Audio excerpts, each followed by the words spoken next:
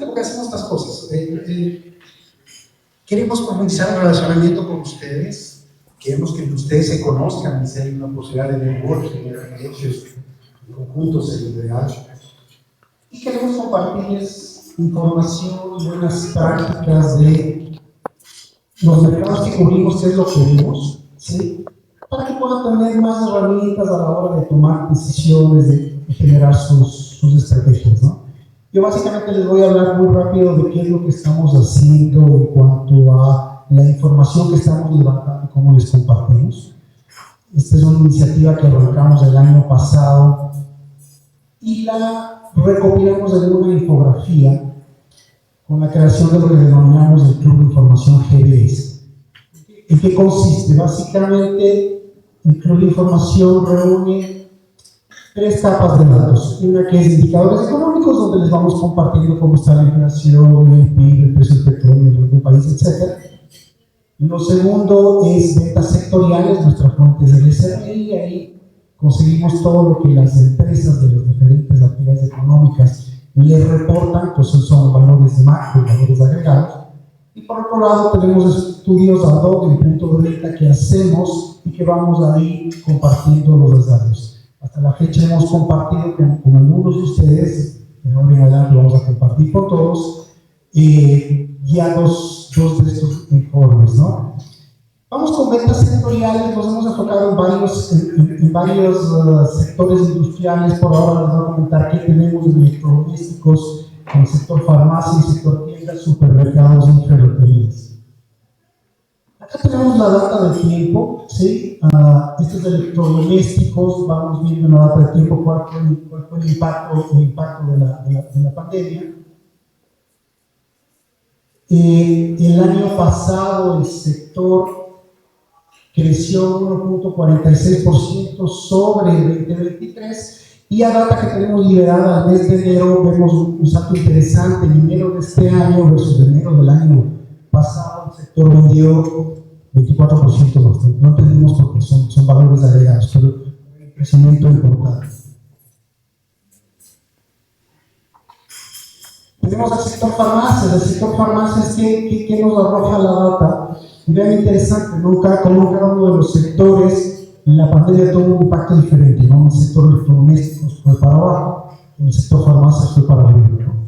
El sector farmacias el año pasado se cayó un 2.55% versus el periodo, versus el año anterior, ¿sí? Todas las ventas de las farmacias, las cadenas de farmacia reportan, y este año vemos un rebote ya, en enero de este año versus enero del año pasado, hay un crecimiento del 13%.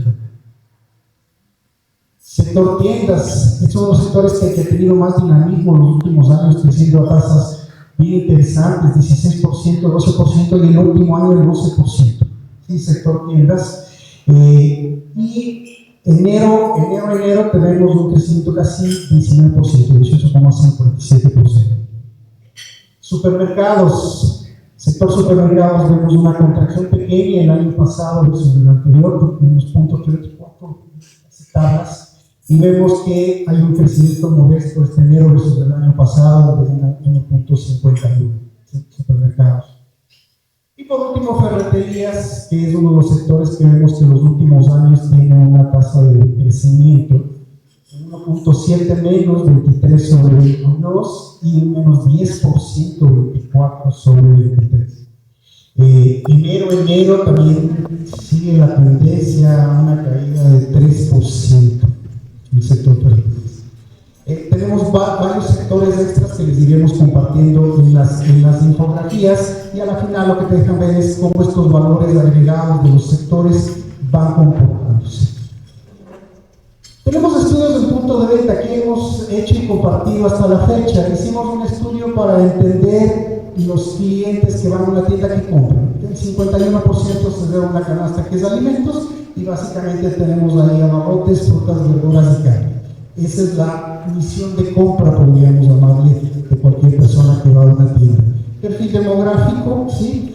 Adicional, el año pasado hicimos un estudio interesante. Queríamos saber cuántas marcas tienen personal activo en punto de ventas, llámese impulsadores, mercaderistas, promotores, gente impulsando como tal la marca, y nos salió un número bien interesante: 1.709 marcas en el país, con personal en punto de todos los canales, tiendas, farmacias, retail, celulares, pinturas, marcas de productos o marcas de empresas. Marcas de productos, ahí puedes tener Nestlé con 20. ¿Sí? Adicional, queríamos entender, oye, ¿cómo se comporta el vendedor de los pisos de venta en épocas que son muy determinantes para ciertos sectores? Entonces, en el Black Friday del año pasado hicimos un estudio de cliente misterioso para varias categorías. Por ahora les voy a enseñar de dos. Esto con un sustento de que, con estudios que tenemos, en promedio el 30% de los compradores considera la recomendación del vendedor a la hora de tomar las decisiones. Este es un promedio que va a variar, obviamente, de acuerdo al producto y servicio, de acuerdo a la etiqueta de precios. Si va a comprar un carro, un celular es completamente distinto, de acuerdo a cómo es la unidad de toma de decisiones, quiénes intervienen, familiar, solo, ¿sí? Quién influye, quién decide, y cuánto del proceso es emocional versus racional. La recomendación del vendedor definitivamente es un factor relevante a la hora de tomar las decisiones. Hicimos celulares. Básicamente, el ejercicio que hicimos era para que nos recomienden una marca de un celular que esté en una gama de 250 por $100. No nos fuimos a gama alta, ¿sí? Sino una gama media, llamémosla así. Y la primera elección a nivel nacional fue Xiaomi, seguido de Infinix. Fueron las dos marcas más recomendadas por los vendedores de punto de venta, ¿sí? Preguntamos, oye, pero además de este, ¿cuál me recomienda? ¿Sí? Y se mantuvo Xiaomi como primera y subió Motorola ya a segundo lugar. ¿Ok? También hicimos para lavadora. Al ejercicio lo que modelamos era para una lavadora del lugar promedio, más o menos 19 kilos de carga útil de la lavadora. Y la primera marca más recomendada a nivel nacional fue LG, ¿sí? Y la segunda marca fue Whirlpool. ¿Ok? Es un poco lo que hemos hecho, y como les comentaba, la idea es irles compartiendo esta data usualmente, que es cuando el SDI libera su información. La información de enero la liberó hace un par de semanas, es por eso que nosotros tenemos este ciclo. Y como les digo, el objetivo es que ustedes puedan tener toda esta batería extra para su toma de decisiones. Hoy nos acompañan Álvaro Marchante, el gerente general de Comunicaliza, y Vicente Armonós, decano de la UDA, a quien expresamos nuestro agradecimiento, y son quienes van a continuar ya la conversación.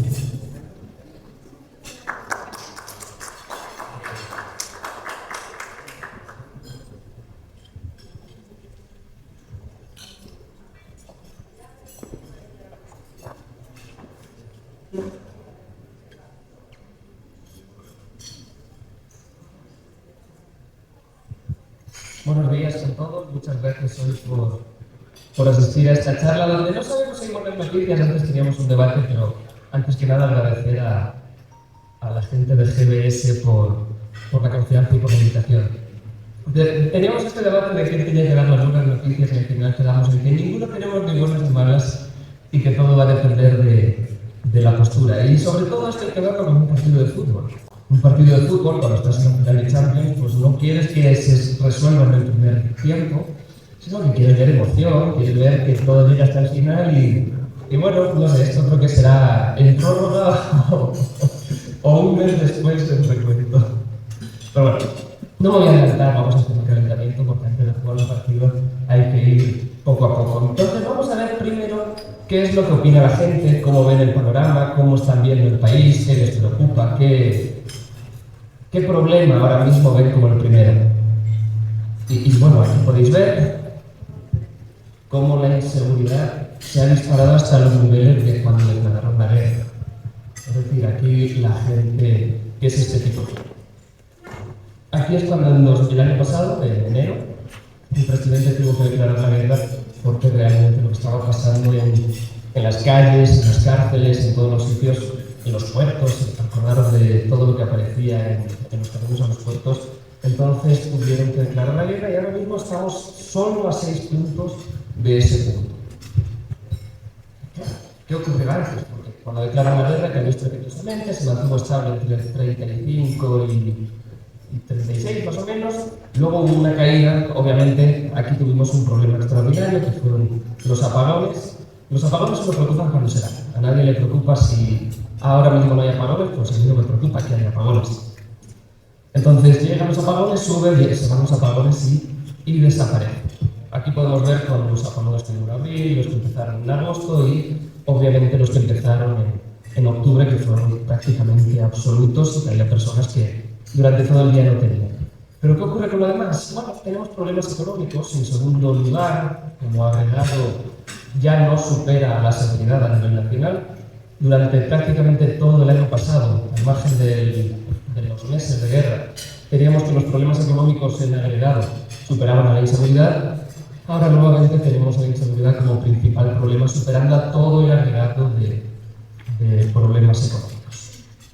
Y luego también cómo percibe la gente el país. Y claro, esto es curioso, porque cuando vemos el país y cuando vemos las familias, parece que he hecho la encuesta en dos sitios distintos.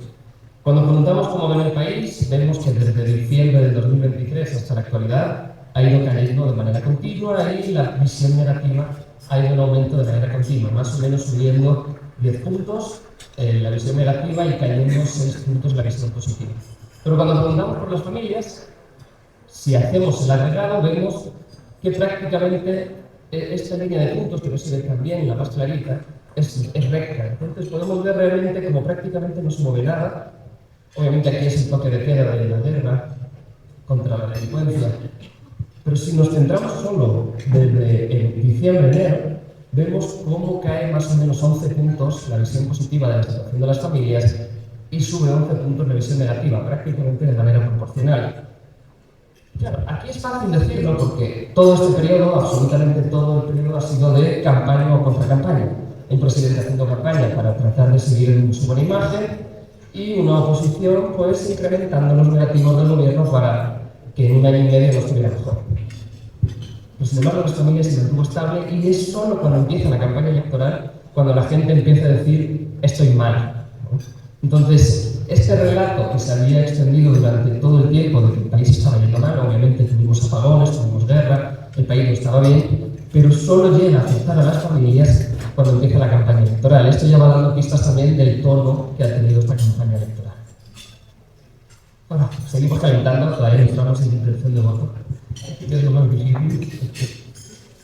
Pero tuvimos un debate que el 49% vio completo, 23,5 puntos más que el debate de la primera vuelta, y una parte, el 29%, que sí se nos cae 12,5 puntos porque se incrementó mucho la gente que lo vio de manera completa.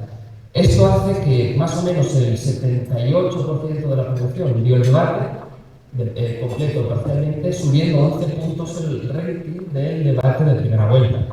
Y además esto nos coincide prácticamente con exactitud con la cifra que dio el CNE de 13 millones, si no me equivoco. Y luego aquí preguntábamos cómo valoran la participación en el debate de cada uno. Y cuando hablamos de polarización, aquí ya se empieza a ver. Si seguís la línea azul, vais a ver cómo hace una especie de U muy amplia, en la cual el votante de Daniel Noboa le pareció que Daniel Noboa fue el mejor, y para este votante, pues, Luisa González tuvo apenas un 8% de aprobación en su intervención. Sin embargo, Luisa González, entre sus votantes de primera vuelta que se conservan de cara a la segunda vuelta, que son más o menos el 90% de lo que tuvo, llega hasta un 91% de aprobación. Es decir, hay dos bandos, hay dos países, hay dos realidades y sobre todo hay dos verdades. La verdad de los que votan por Noboa y la verdad de los que votan por Luisa. Así de claro. No tenemos un punto intermedio, porque es que ni siquiera en indecisión podemos ver que hay un punto que esté relativamente equilibrado entre ambos. Y de hecho, lo veremos viendo en una parte más cualitativa, porque hemos hecho focus group solo entre indecisos de la sierra. Los de la costa los tenemos pendientes todavía, pero aquí sí que empieza a cambiar, y lo que te empiezan a decir es, parecen niños peleándose. Vieron el debate y lo veían como un submediático, que solo se insultaban, que solo se atacaban, y sin embargo la gente lo que te dice es, no sé por quién votar porque solo sé lo malo de cada uno. Y esto es algo curioso, no saben lo bueno de cada uno. Y claro, cuando vemos el debate, pues sí, es decir, parecía un concurso de quién es peor, porque solo se sacaban los cueros al sol, que es una expresión que además nos decía la propia gente en los focus groups. Y luego preguntábamos por cuánto nos influyó el debate. Es decir, tuvimos un debate que al final el 44% dijo que ratificó y el 42% que no tuvo ningún impacto. Es prácticamente lo mismo, es decir, el 85% más o menos de la población dice que el debate no tuvo ningún efecto o fue un efecto de refuerzo que podríamos decir que no es un efecto. El 10,5% indica que está indeciso y ahora sabe por quién votar. Realmente no nos han variado tanto los números. Esto es gente que ya tenía una idea de por quién votar y ahora la ratifica. Y el 3,5% dice haber cambiado de voto. Pero realmente no se ve ni siquiera un cambio de 3 puntos en la intención de voto. Ahora, ¿quién ganó? Pese a que Daniel Noboa, cuando hacemos el sumatorio, el promedio incluso de esta categoría de muy bueno a muy malo, Daniel Noboa gana el desempeño, pero cuando preguntamos solo por quién ganó, Luisa tiene 2 puntos más de nota que Daniel Noboa, ¿no? De cara a declararlo como ganador.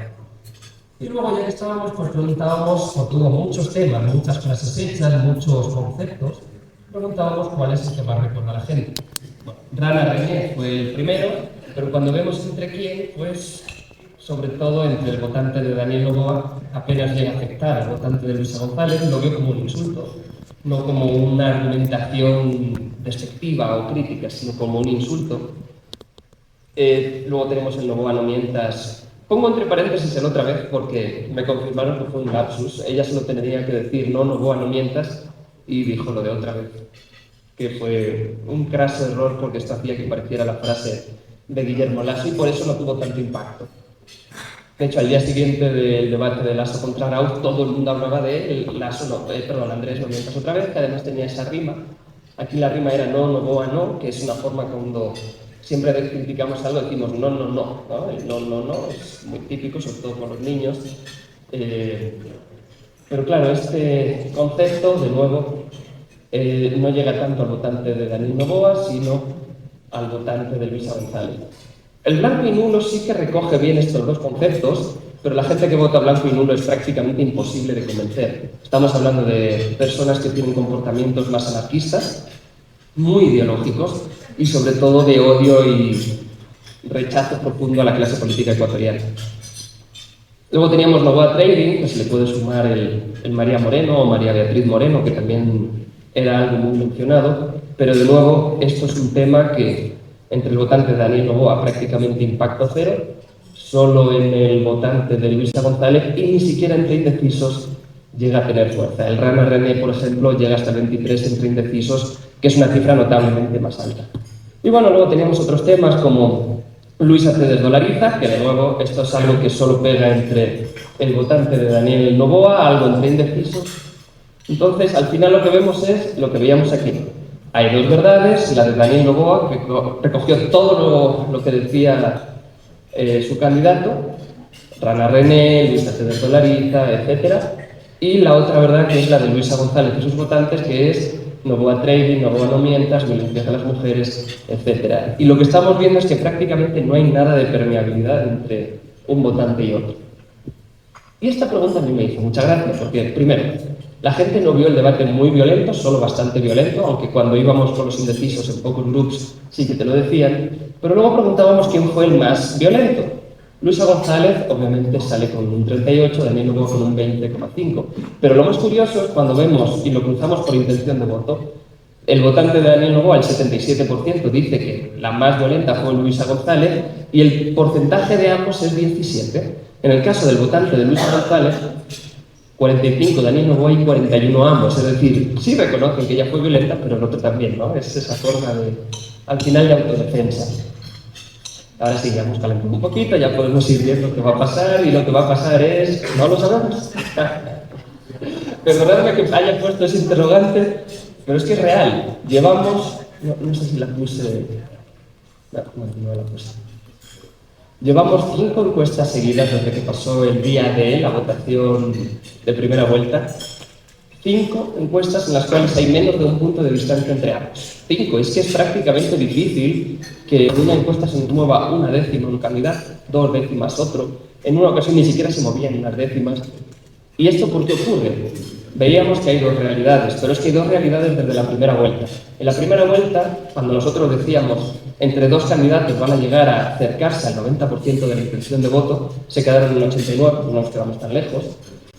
La gente decía que estaba loco, obviamente, porque no decía que Cucalón iba a tener el 15%, o que Henry Crockett no iba a tener el 8 o el 9%, o cualquiera de los otros candidatos que nosotros poníamos con 0, decíamos que 12 candidatos iban a tener menos de un punto, 12 candidatos tuvieron menos de un punto. Es decir, ahí no había ningún debate, era obvio lo que iba a pasar.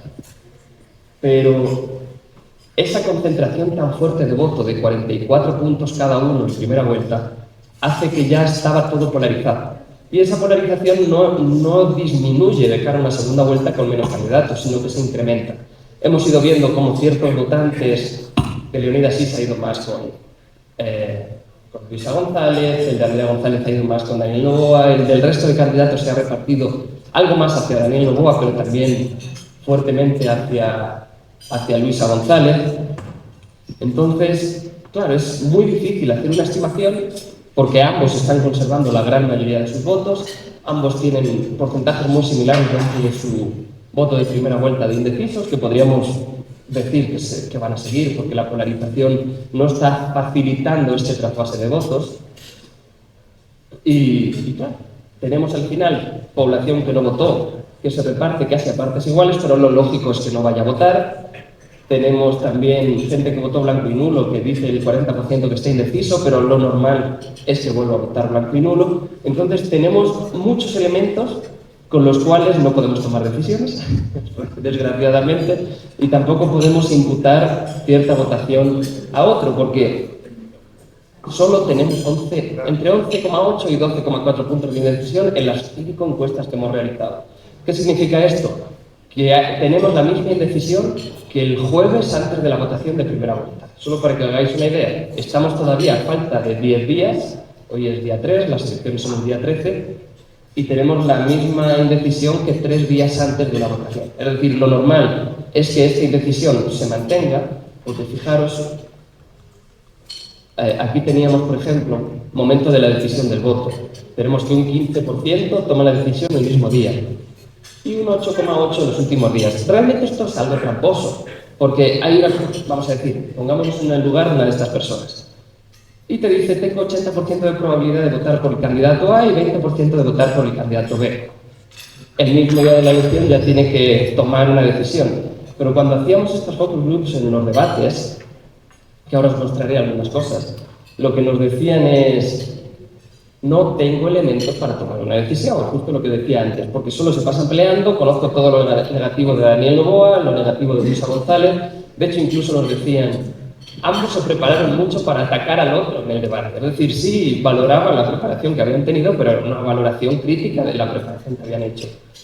Y bueno, aquí también tenemos el reparto de votos por etnia, porque claro, siempre hay que ver el tema indígena, porque no es lo mismo el voto de Leonidas Issa, cuyo componente principal puede ser la población indígena, pero no es el único componente, que la población indígena que puede también tener varias decisiones. Y aquí lo que veíamos es 36% Luisa González, 32% Daniel Noboa, que no está tan dividido. Lo único que el votante de Leonidas Issa tiene un componente extra de ideología, es un componente muy de izquierda, por tanto, el votante de Leonidas Issa, no necesariamente indígena, tiene varias características. Primero, rural. Segundo, izquierda. Y tercero, también esa visión más tradicional, quizás, de política. Entonces, lo más normal era que este votante se fuera con Daniel Noboa, pero no podíamos tampoco generalizar y decir que porque Leonidas Issa pida el voto para Luisa González, el voto indígena se iba a ir con Luisa González. Sí tenemos un porcentaje mayor, 4 puntos, pero no estamos hablando de que la totalidad del voto indígena se esté yendo hacia allá. El resto de componentes, población blanca está mayoritariamente con Daniel Noboa, mestizos 4 puntos arriba, y luego tenemos la división de afrodescendiente y población que se considera negra, que también aquí tenemos un componente de clase e ideológico. La población negra es sobre todo más correísta, tradicionalmente, la afrodescendiente está más equilibrada.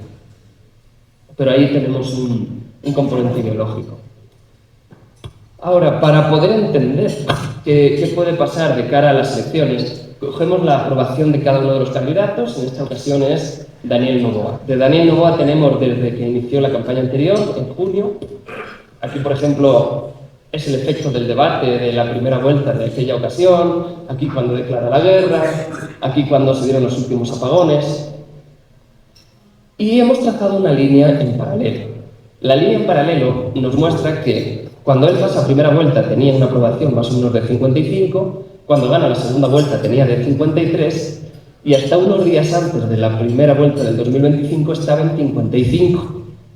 Daniel Noboa no ha conseguido recuperar ese punto de equilibrio que tenía y que le permitió ganar una presidencial. Luego tenemos aquí Luisa González. Luisa González, como podéis ver, tiene dos momentos fuertes de incremento de los negativos. Con el primer debate de la primera vuelta y con el debate de la segunda vuelta. ¿Pero por qué sube los negativos? En la primera vuelta era una mujer que se la veía muy nerviosa, parecía que se iban a caer hasta los papeles. Y en la segunda vuelta por ese tono agresivo. Pero si os dais cuenta, prácticamente en ninguna de las dos ocasiones, aunque hay una pequeña caída, pero se mantiene bastante estable su nivel de positivos. Lo que va cayendo es la gente que no sabe valorar, pero sus positivos se mantienen todavía en 45 puntos, es decir, es gente que no sabe valorar. No sabe o no la conoce. No la conocía era antes y aquí ya solo no sé valorar. Daniel Noboa, por ejemplo, tiene un no lo sé de mucho más bajo. Está en torno a 7-8%. Claro, el no lo sé o no lo conocía de Daniel Noboa antes del debate de 2023 era 70%. Porque sí, de alguna manera la gente sabía quién era por el apellido, pero realmente no sabía cuál era algo más allá de la familia. Y luego, aquí, esto lo pongo porque me parece curioso. Ipsos hace un año y medio hizo una comparación entre la aprobación que tenían ellos en sus encuestas y la probabilidad de que el incumbente del gobierno se reeligiera o pasara a un sucesor. La conclusión que llegaron es que, pasado el 50% de aprobación, la probabilidad de reelegirse es un 90%. Yo aquí les hice una cuestión, y es, depende. Aquí está la aprobación de Daniel Noboa en morado y la de Rafael Correa en amarillo. Entonces, cuando veíamos en segunda vuelta la diferencia de aprobación entre Daniel Noboa y Rafael Correa era casi la misma que la que hubo entre la distancia de Luisa González y Daniel Noboa. Claro, aquí alguien me puede preguntar ¿por qué pones la comparación de Rafael Correa y no la de Luisa González? Creo que es obvio cuál es el elemento que transfiere los votos a quién, y que si bien Luisa González tiene algo de voto propio, también tiene algo de rechazo que no le permitiría. Entonces ahí se equilibra. ¿Y aquí qué ocurre? En primera vuelta había empate técnico entre la aprobación de Noboa y la de Rafael Correa. Cualquiera puede decir que hubo empate técnico en las elecciones también. 17.000 votos es poco.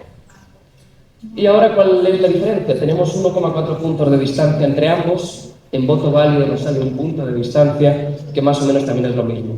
Aquí la cuestión es si Daniel Noboa no consigue recuperar este punto, llamémoslo de equilibrio, corre el riesgo de que realmente le puedan adelantar si Rafael Correa tiene un incremento. Rafael Correa ha tenido picos de aprobación en los cuales ahora mismo podría estar superando a Daniel Noboa, por lo cual tampoco tenemos un elemento que diga, bueno, hay distancia en aprobación, por tanto podría haber un elemento más crítico. Y aquí lo que os decía de la visión cualitativa, porque hacíamos estos focus group y tratábamos de sacar a la gente qué es lo que gusta y lo que no gusta de cada uno. Lo que gusta de Luisa González es un estilo más directo, es una mujer más cercana, como que parece más comprometida con sectores vulnerables y, sobre todo, y esto lo recalcaba mucho como algo muy positivo, ella ya tuvo experiencia en varios cargos del sector público. Claro, estuvo de secretaria de la Administración Pública, que probablemente sea el cargo más complejo. Pero también nos decían cosas negativas, y es la asociación directa con Correa y esa posibilidad de revanchismo. el estilo confrontativo que no les termina de convencer, que ataque tanto, y esa también duda de que gobierne para todos o que de alguna manera se a gobernar también para los intereses de su partido. Hablaban de, seguramente lo primero que hará será la nuestro conducto, si se quiere, y liberar a muchas otras personas. De Daniel luego da gusto sobre lo tranquilo, lo confrontativo, aunque esto luego se convierte en algo negativo porque le ve frío, distante y con cierta arrogancia. Le siente como una persona ordenada y estable, pero también con falta de conexión emocional. Daniel Noboa no es una persona cálida en ese sentido. Luego, percepción de gestión técnica y, sobre todo, lo que decía aquí es ella está gobernando y por tanto no va a tener ese tiempo de aprendizaje de ver cómo están las cosas, eso sí busca la gente, pero también siguen pensando que no está preparado para gobernar. En otras encuestas, previamente, a todos los que votaban más bien, a todos los que no votaban por Daniel Noboa, le hacemos una pregunta: ¿por qué no votas por Daniel Noboa? Casi el 80% solo utilizaba una de las argumentaciones. El país ha empeorado durante su mandato. En cambio, cuando preguntábamos a todos los que votaban por Luisa por qué no votar por Luisa, la primera opción tenía 30 puntos, la segunda 25, la tercera 20, la cuarta 18. Estaba tremendamente dividido. Claro que si sumábamos los principales elementos eran Rafael sobre todo, algo que quizás no está apareciendo en la campaña, en esta segunda vuelta. Pero en el caso de Daniel Noboa no había muchos elementos, había uno. Y es uno que no está dando respuesta. Porque, claro, todo el mundo esperaba que en el debate Daniel Noboa dijera todo lo que ha hecho bien, las dificultades a las que se ha tenido que enfrentar, pero sin embargo fueron los únicos elementos que no se dieron. La gente decía, es que no escuches mucho nada estadístico. La única cifra que utilizó fue el número de las becas que ha dado, que lo dijo 3 veces y las 3 cifras eran distintas, lo cual también creó algo de dudas. Y todo eso salía en el propio focus group. Ahora, luego preguntábamos, dentro de los focus, ¿qué es lo que podría inclinar el voto? Entonces la gente dice, yo no quiero promesas, yo quiero que actúe. Claro, es muy difícil que una candidata que no está en el gobierno pueda actuar. Es prácticamente imposible.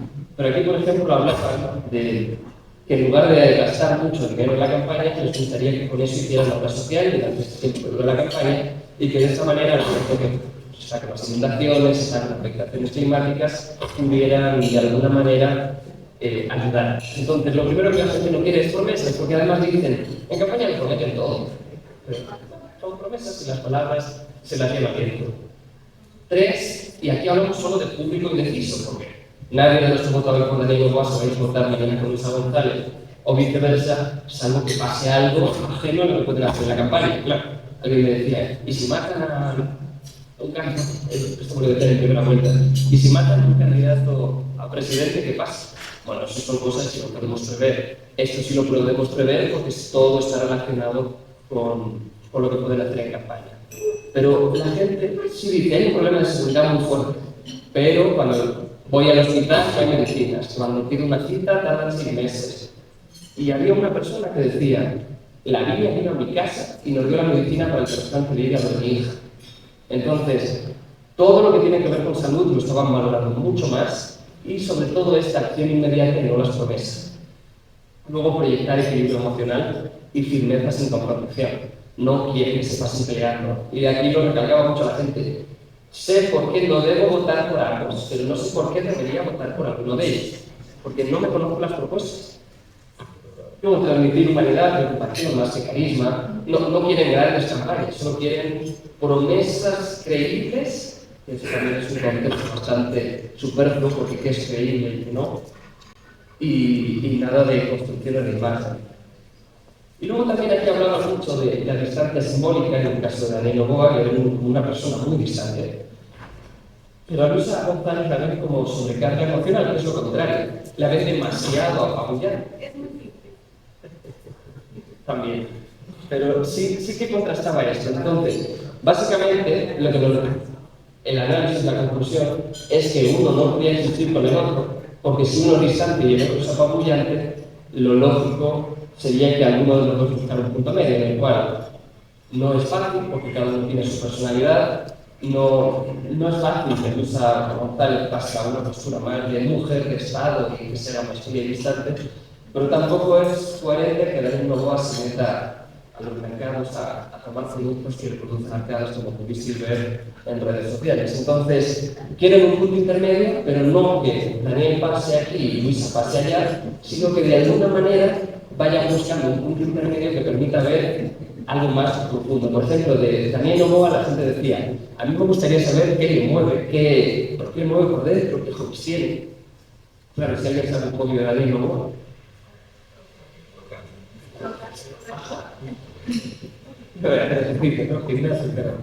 Vamos a decir algo que sea más único, más genuino.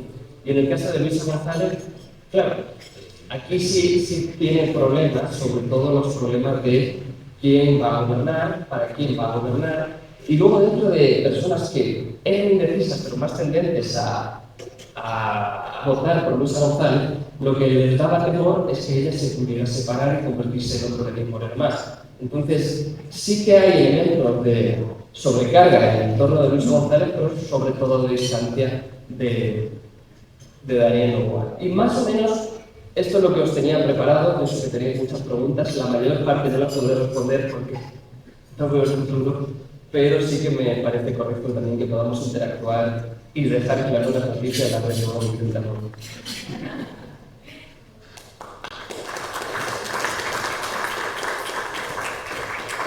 Álvaro, ¿tú ves alguna característica etaria en el votante de Noboa de Luisa? Noboa es muy joven, Luisa no. ¿Hay algo de eso? Por supuesto, ya han pasado cosas, variaciones entre primera y segunda vuelta. En primera vuelta, Luisa González tenía más votos entre jóvenes que Daniel Noboa. En esta ocasión es del revés, Daniel Noboa supera a Luisa González en el voto joven. Pero Luisa González está creciendo en el voto que tradicionalmente pensaríamos que es más anticorreísta, que es el más adulto. Por ejemplo, en Quito, Luisa González tuvo unos 10 puntos menos que Daniel Noboa y ahora la distancia estaba entre 3 y 4 puntos. Es decir, en Quito Luisa González está creciendo más. Quizás los dos elementos más radicales para explicar el voto es si es urbano o si es rural. El urbano Daniel Noboa gana por unos 6 puntos, pero en lo rural Luisa González gana en torno a 9-10 puntos. Y luego el elemento que más explica, que es la clase social. En clase social baja, Luisa González gana por 20 puntos, en clase social media alta y alta, Daniel Noboa gana por unos 25-30 puntos. Entonces, al final es la duda que tiene la clase media baja, en el sentido aspiracional, y la clase media de antes estábamos mejor, esas dudas, lo que está marcando que pueda ganar un voto. Pero sobre todo lo que explica el voto es clase y si es urbano o rural. Una pregunta, gracias. Dos cosas. Esta posición pro-mujer, esta situación que maneja Luisa, quiero entender si me está ayudando y si puede ser una parte escondida de que le beneficie. Es la una. Y lo otro es esta situación con Estados Unidos, Trump. ¿Le importa algo a la gente o puede sumar o restar? Vamos por lo primero. Luisa González gana entre mujeres. Entonces, si la estrategia era ganar entre mujeres, lo ha conseguido. Le saca unos 3-4 puntos a Daniel Noboa y entre hombres Daniel Noboa está ganando. Y esto es diferente porque en la primera vuelta Daniel Noboa ganó entre mujeres. Entonces, ahí sí que ha habido un trasvase. Ahora, lo de Trump, no lo he puesto en esta presentación, pero antes de que se diera la visita a Trump, porque justo lanzó una encuesta cuando el gobierno anunció que iba a visitar a Trump, claro, quizás todos esperábamos algo más oficial. El 41% valora bien a Trump en Ecuador, el 40% le valora mal. Es decir, prácticamente es como Rafael Correa, le quieres o le odias, o un Milei o algo así, no tenemos... Y luego preguntábamos también si creían que la visita a Donald Trump iba a ser algo bueno para el país. Y aquí igual teníamos todo el votante de Luis González de que va a ser insignificante o va a ser malo, y todo el votante de Daniel Noboa que va a ser bueno y un poquito algo de insignificante. Y entre los silenciosos, 20-20. Entonces, tampoco se veía como que iba a ser un elemento diferenciador, más aún cuando al día siguiente se suben los aranceles, y más aún cuando al día siguiente también el presidente sale a decir sí, tuvimos la reunión, pero decidió que mantenga todo reserva. Cuando aquí la gente lo que esperaba es vamos a ver si ya vienen los militares, si viene la asistencia internacional, si nos ayudan con algo, pero al final como que todavía no se perciben resultados. Entonces, no lo veo como un elemento positivo, incluso por el tema de aranceles que pasan positivo. Álvaro, vamos a ver del voto oculto del correísmo. Es minuto, se puede medir, aparece en los focos, aparece en campaña. Fíjate, cuando hacemos un focus entre indecisos y Moquito, veíamos que era más probable que indecisión se vaya con el correísmo, y sin embargo, cuando hacíamos en el resto de la sierra, era mucho más probable que se fuera con Novoa antes que con el correísmo. Entonces, sí que ahí puede haber un efecto escondido. Pero ¿cuánto? Es difícil de saber. Mira, lo que hemos visto en la campaña del 2021, en los últimos, vamos a decir, en todas las campañas siempre en los últimos días sube el correísmo. En esta última campaña subieron 4 puntos, hubo un incidente en una provincia que causó este incremento del empate técnico. Luego, en 2023, en los últimos días de la segunda vuelta, de Alexander 7 hasta 2003, y te hablo de 4 días. En 2021, bueno, incluso en la primera vuelta, fue el efecto Topic. Creo que lo tenía por aquí. Topic en los últimos días, toda la ventaja que había obtenido a costa de los votos del correísmo con la muerte de Villavicencio, por unas declaraciones que quizás no debía hacer, en la cual atacan a Rafael Sobrera de que en su gobierno se asesinaban gente, de que en su gobierno se torturaban gente, de que protegían bien. Bueno, unas declaraciones muy fuertes. Los 7 puntos que había subido tras la muerte de Villavicencio, que era un correísmo blando que sospechaba de que el correísmo podría haber tenido algo que ver. En los últimos días, 7 puntos con ese vídeo que hizo Topic en TikTok y que en 24 horas tuvo 2 millones de reproducciones, los 7 puntos 15 los rompieron a desavanzar. Entonces, siempre el correísmo es quien mejor maneja el silencio electoral. El silencio electoral se da desde el jueves a las 23:59 hasta el domingo. Y es el único que hace campaña ininterrumpida durante ese mes. De hecho, en esta última campaña, cuando el sábado por la mañana se filtra mi encuesta de la que da el empate técnico entre ambos, ahí se vio que el gobierno activaba sus pautas, porque hasta ese momento solo el gobierno las estaba haciendo. Es decir, si no hubieran recibido a lo mejor una alerta de que en una encuesta estaban en el empate técnico, quizás el correísmo habría tenido una victoria, porque el correísmo en los últimos días siempre sube, y ahora mismo, claro, si Daniel Noboa quiere ganar, tiene un punto de distancia sobre Luisa González, está entrando en ese terreno pantanoso del correísmo en los últimos días.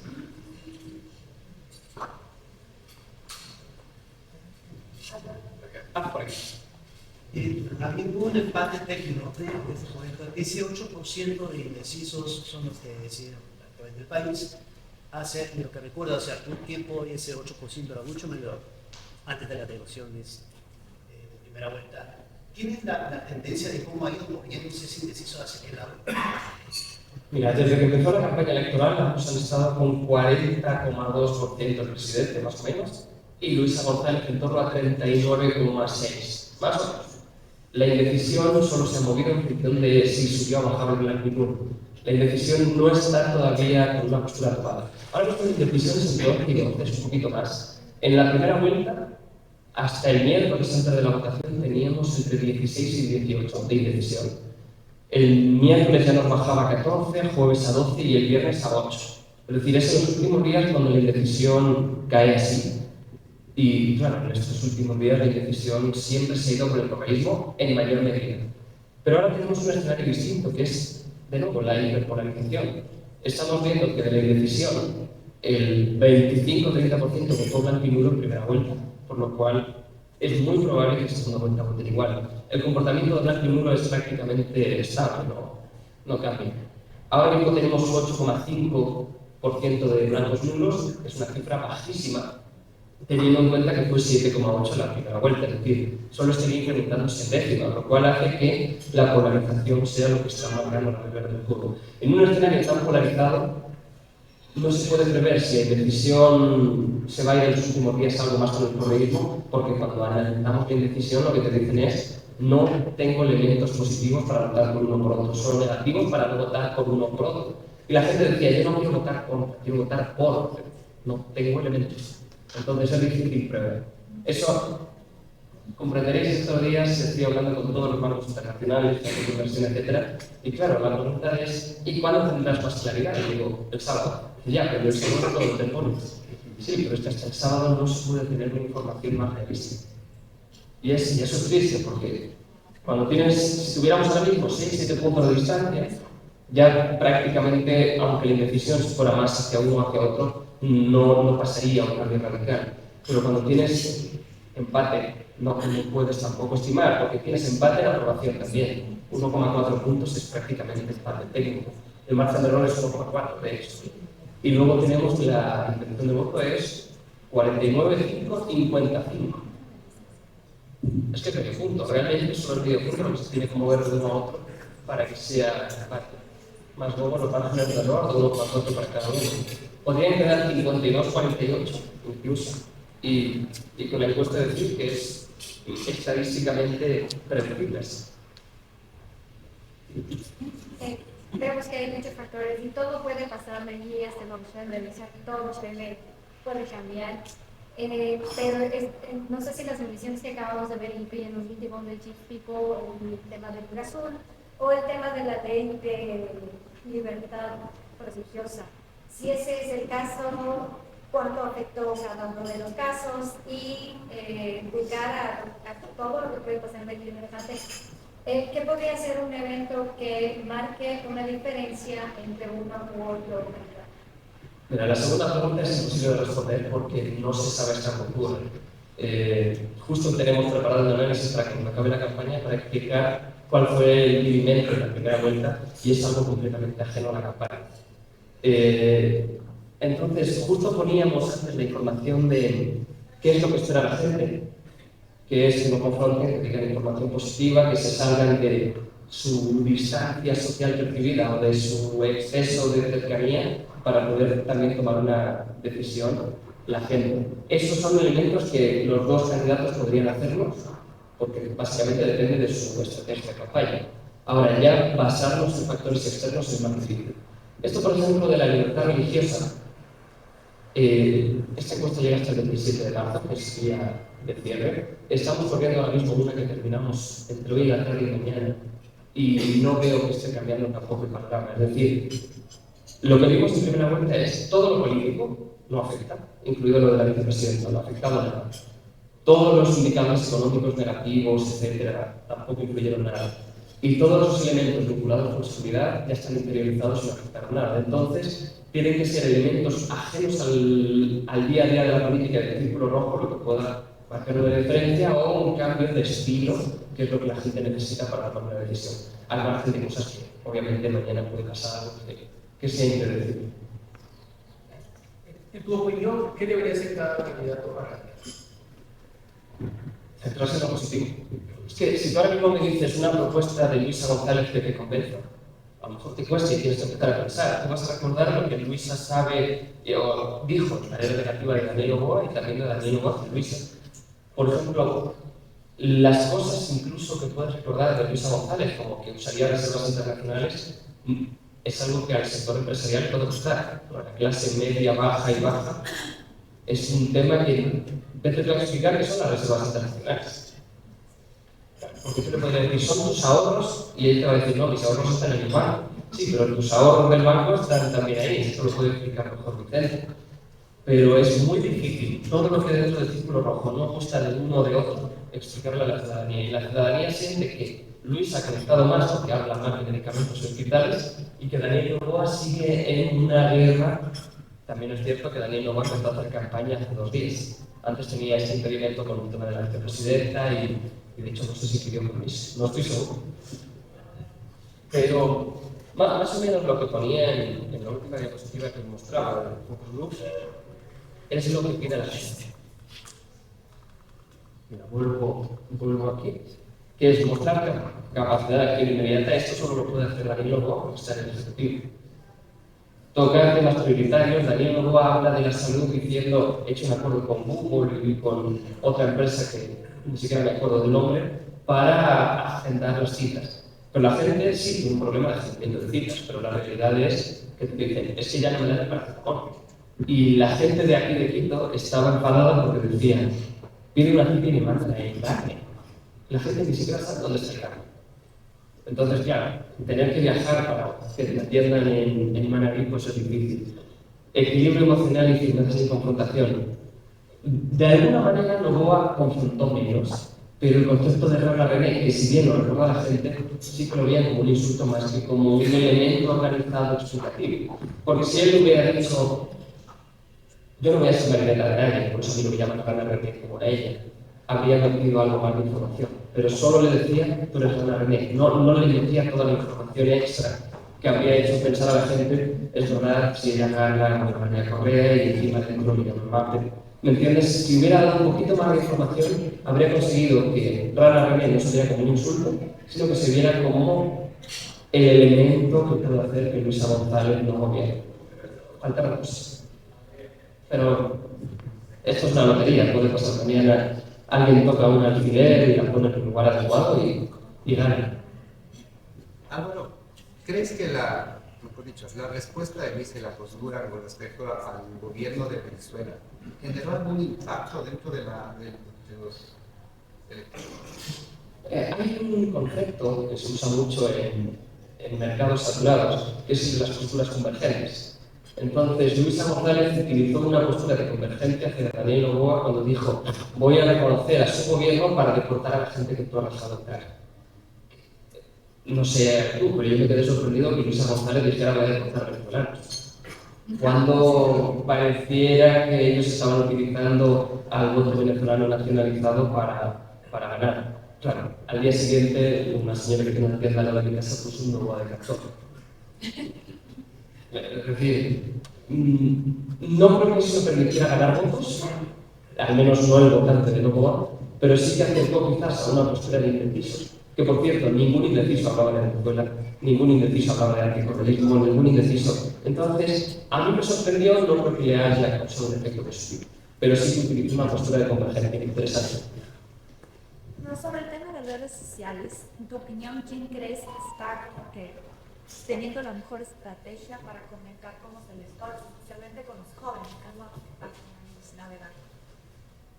No es tanto el contenido que generan ellos, sino las pautas publicitarias de campañas que hacen en paralelo. Ahora mismo, tanto Luisa como Daniel están utilizando unas estrategias muy agresivas en el YouTube. Tú te metes a cualquier página web y solo vas a ver Luisa te desdolariza, que son conceptos. Mira, en los foros nadie habló de desdolarización, nadie habló de tabla de drogas, nadie habló de todos los conceptos que ambos están contando. Porque, y te dicen, estoy harto de que cada vez que me meto en una página web o en las redes sociales solo veo ataques del uno al otro. Y no lo veo como información creíble. Vamos, distinto fuera, por ejemplo, ahora mismo es más probable que el votante de Luisa tiene menos seguridad de ir a votar el día de las elecciones que el de Daniel Noboa. Esto es importante. ¿Por qué? Porque ya se empezó a decir lo de que si no van a votar no les multan. Pero es un concepto que quedó algo ahí en el vacío porque el CNE no se iba a decir nada y nadie más ha dicho nada. La observación de la Unión Europea no me gusta nada eso. Incluso me dijeron que si Diana Atamaín saliera con ese tema, le pondrían una tarjeta amarilla para bloquearle el trabajo futuro.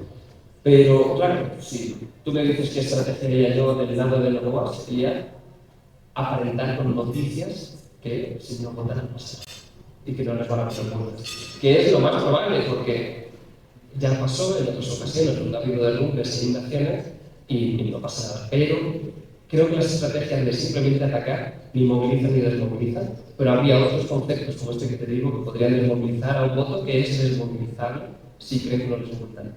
Porque ¿dónde son todas las inundaciones? Costa del Rey. Si tú me dices cuál es el ejemplo más claro de gente que vota correísmo, diría Costa del Rey. Entonces, para mí las estrategias de ambos son las redes sociales, porque están llegando con estrategias que no movilizan ni desmovilizan realmente. Sí. Una barbaridad. Sí, algo relacionado igual con temas de redes sociales, que es donde tal vez más conocemos. Tú, Álvaro, ¿qué piensas o qué le afectó más, positivo o negativamente, a Luisa al momento de hablar de bajar el IVA, nuevamente al proceso procedimiento, y haber tocado el tema de déficit de atención? Y a Álvaro Noboa, es decir, que no va a cobrar el tema del SRI a sus familias, y ahora último que se escucha que va negociando para obtener la base americana. Entonces, esas jugadas, ¿cómo piensas que les afectan? Lo del PDH es arriesgado es arriesgada. Ahora también te digo, si Novoa no hubiera mandado a gente a criticar esa medida, habría pasado sin pena ni gloria. Probablemente lo que más afectó es la medida a su hija. Y sobre todo también la respuesta de Novoa. Pero claro, si la respuesta de Novoa hubiera sido más contundente, en plan, ni la mafia se mete con la familia, pues se ha dado un toque mucho más fuerte. Lo de la base de mando lo hemos tenido alguna vez hace tiempo. La gente ama que hayan aquí los estadounidenses con sus ejércitos y pongan lo que haga falta. Pero claro, ya cada estrategia, si tiene un impacto o no, lo que estamos viendo es que prácticamente nadie sube, nadie baja, que eso es inestable. Por lo que podríamos decir que hasta ese momento todo lo que han hecho solo les ha permitido conservar, pero no incrementar la base electoral de cada uno.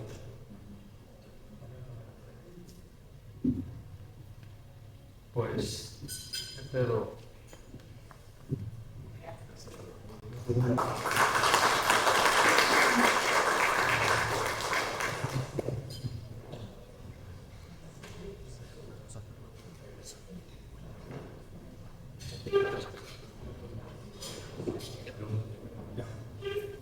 Bueno, buenos días a todos.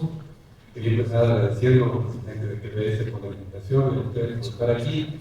Y a diferencia de Álvaro, les voy a decir desde el comienzo cuál va a ser el último dato que voy a presentar. Va a ser 2,5%. No les digo de qué, pero al final de mi presentación, al último va a estar aquí un 2,5% para que sepan el final de la presentación. A ver, nos enfrentamos a un tema bien complicado. Tenemos un país que busca de un ajuste económico. Y creo que es bien importante tener claro un par de cosas. La primera, necesitamos un ajuste económico. La segunda, ¿por qué necesitamos un ajuste económico? O sea, ¿qué se desajustó para que necesitemos ajustarlo? Y finalmente, las dos opciones que aparentemente tienen 50% de probabilidad de elección, ¿cómo van a manejar esas dos opciones ante el ajuste que tenemos frente a nosotros? Y finalmente, ¿qué podríamos esperar de este año 2025? A pesar de la enorme impredecibilidad de las cosas que tenemos en este momento. Pero no estamos buscando un ajuste cualquiera, creo que somos un país en busca de lo que yo llamo un ajuste adecuado. Y eso vamos a ver que se ha dado algunos pasos positivos en esa dirección, pero igual el próximo presidente o presidenta va a tener un serio problema de cómo avanzar en este ajuste, porque realmente no hay plata y tienen que manejarse en unos niveles de escasez de recursos notables. Vamos entonces, ¿de qué les voy a hablar? Bueno, es clarísimo que el futuro político y económico del país tiene dos opciones clarísimas y opuestas. Es difícil saber quién ganará las próximas elecciones y no me creo ahora, hay una cosa. Bien podemos estar a favor de todos los que presentes, a favor de la Revolución Ciudadana o alguien que podría estar a favor de algo, por si acaso. No importa quién gane, tendremos que trabajar con el que gana. Entonces, habrá que prepararse para funcionar con cualquiera de los dos. Ahora, hay algo interesante. Ambas opciones van a disfrutar de una notable gobernabilidad. Es importante porque no importa quién gane, va a controlar el ejecutivo y el legislativo. Creo que eso es importantísimo. Ya lo voy a comentar, pero no importa quién gane, va a tener control de ambos poderes, el ejecutivo, obvio, y el legislativo. Y ambos, no importa quién gane, va a sufrir de una notable serie de recursos. Ahora, hasta ahí, digamos, esas son las similitudes importantes que van a tener. Van a tener un parlamento a favor y van a tener poca plata. Son dos similitudes importantes, pero hasta ahí están las similitudes. Y la mayor diferencia va a ser cómo van a administrar esa escasez y cómo van a enfocar el ajuste que la economía ecuatoriana necesita. Entonces, ¿de qué quiero hablar hoy día? Primero quiero hablar de las perspectivas políticas, voy a entrar muy rápidamente a los temas políticos. Luego, quiero hablar del ajuste fiscal, porque al final vamos a ver el problema de todo el sistema fiscal y por lo tanto por ahí tiene que ser el ajuste. Y no importa quién sea el próximo gobierno, va a tener que seguir en un ajuste en esa misma área. Y finalmente ver un poco las perspectivas para este 2025, que son bastante inciertas, pero hay un par de estimaciones que van a la pena. Veamos las perspectivas políticas, voy a ser muy corto. Ahora, domingo que se abre, por si acaso, domingo de Pablo, si quieren un dato inútil, luna llena. No tiene ninguna relevancia, pero bueno. No hay encuestas que nos digan quién va a ganar, y menos aún encuestas confiables que nos digan quién va a ganar. Entonces, estamos empatados. Lo único que ahora es que vamos a tener un parlamento con dos enormes bloques. Ninguno tiene hoy mayoría, pero hoy estamos a mes y medio de que empiece a funcionar el próximo gobierno. Ninguno tiene mayoría, pero, a ver, aquí quiero ser bien irónico. Hay muchas cosas que no tienen precio. Y hay muchas cosas que se pueden comprar. Y voy a hablar de la Asamblea Nacional. ¿A qué me refiero? A ver, esta va a ser la Asamblea Nacional. Van a tener dos enormes bloques. Nunca se ha tenido un parlamento así. Nunca hemos tenido un parlamento así. Dos enormes bloques y unos poquitos que no están alineados. Ahora, a la Revolución Ciudadana le faltan 9 votos para tener mayoría. A ADN le faltan 10 votos para tener mayoría. Eso, en mi opinión, dice que esta es la estructura de la próxima Asamblea por ahora. Porque desde la noche del 13 de abril va a haber una migración de aquí hacia acá o de acá hacia acá. Y créanme, no tiene que hacer nada ilegal siquiera. Simplemente me invento, ganan los morados. Y todos estos se quedan sin techo, se quedan sin nada. Y este es un diputado de la provincia de Bolívar. Y es cuestión de decirle, mira, hermano, tú querías una cancha de fútbol con el nombre de su tío. Y entonces le pongo la cancha de fútbol y ya, pero yo te pongo la cancha de fútbol, tú respondas a tus votantes, pero tienes que pasar del otro lado. Ya se acabó. Entonces, mover 10 diputados me parece extremadamente sencillo. De un lado al otro. Ya no hay un montón que son independientes. Va a ser fácil. Entonces, el próximo gobierno, pase lo que pase, va a tener mayoría. Y eso lo va a permitir gobernar. Pero, mover 10 diputados, fácil. Mover, estaríamos 30 o algo así para tener 2 tercios, muy difícil. O sea, 10 me parece que el costo sería manejable, y más, mover 40 sería, 40 para que tengan 2 tercios de los votos del gobierno, me parece imposible. Entonces, va a poder gobernar, pero no va a tener mayoría calificada. Eso en lo político de la Asamblea. Ahora, quiero ver un par de temas de seguridad con ustedes. Y es que a mí me sorprende que al final el presidente ganó la primera vuelta electoral, a pesar de los altos niveles de violencia y delincuencia que tenemos. Para mí hay un contraste entre la situación de seguridad y la popularidad del presidente. ¿Y dónde creo que va ese contraste más que nada? En que, y voy a enseñarles algunos datos, los homicidios en el país cerraron el año pasado en los mismos niveles que tenían en el 2023, o casi. Entonces uno dice, ¿por qué el presidente mantiene su popularidad si la violencia está en estos niveles tan altos? Y aquí está, este es un gráfico muy, no sé, muy feo, si quieren, turbulento, pero este es el número de homicidios en el país. Es el promedio diario. De cada semana, dividido para 7, obtienen ustedes el promedio diario de homicidios en el país. Desde el año 2019 hasta el cierre del año pasado. Y aquí ven ustedes, vivíamos en el 2019 y no sabíamos en un paraíso con 1, 2, 3 homicidios al día. Aquí tienen ustedes las famosas masacres en las cárceles. Pero ahí tienen ustedes el crecimiento de la violencia que se da, y esto es muy interesante, hasta que el presidente Lazo llama a la muerte cruzada. Por alguna razón, antes de eso hay un disparo de la violencia y cae inmediatamente después, y la violencia se mantiene muy alta hasta las elecciones. Hay una pequeña caída, pero tenemos todo el cierre del 2024 muy violento, y tenemos, primera semana de enero, la toma de las elecciones. Y ahí tienen ustedes la declaración de guerra externa, todo eso, y una caída violenta de los homicidios, como una medida de la violencia, ¿no?